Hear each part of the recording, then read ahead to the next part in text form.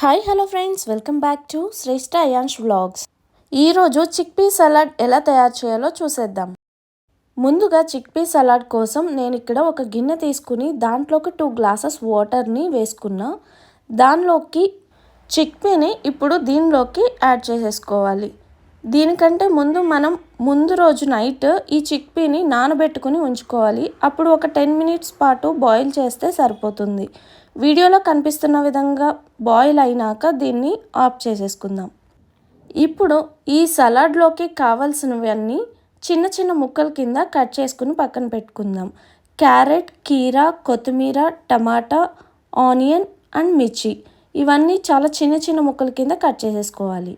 ఇప్పుడు ఒక గిన్నె తీసుకుని దాంట్లోకి మనం ముందుగా బాయిల్ చేసుకున్న చిక్పీని ఇప్పుడు వేసేసుకుందాం.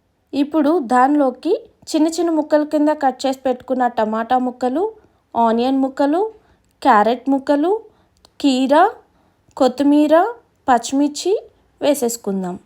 వేసుకుని ఒకసారి మొత్తం అంతా కలిసేలాగా ఈ వీడియోలో కనిపిస్తున్న విధంగా ఒకసారి మొత్తం అంతటిని కలిపేసుకోండి. ఈ రెసిపీ అనేది మనం చాలా సింపుల్గా చేసేసుకోవచ్చు. ఇది వెయిట్ లాస్ అవ్వడానికి కూడా చాలా బాగా ఉపయోగపడుతుంది. దీన్ని ఎవరైనా ఈజీగా తయారు చేసేసుకోవచ్చు.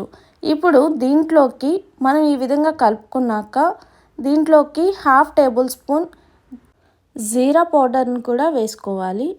జీరా పౌడర్ వేసుకున్నాక దీంట్లోకి సరిపడా సాల్ట్ని కూడా వేసేసుకుందాం. వేసుకున్నాక ఒక నిమ్మకాయని రసం తీసేసుకుని దాన్ని కూడా ఇప్పుడు దీంట్లోకి కలిపేసుకుందాం.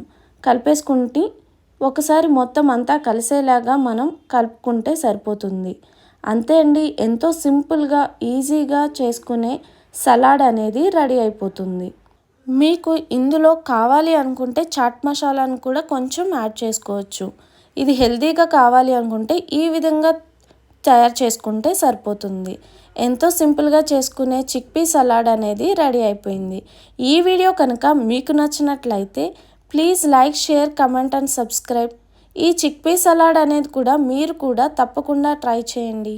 Thank you for watching. Bye friends.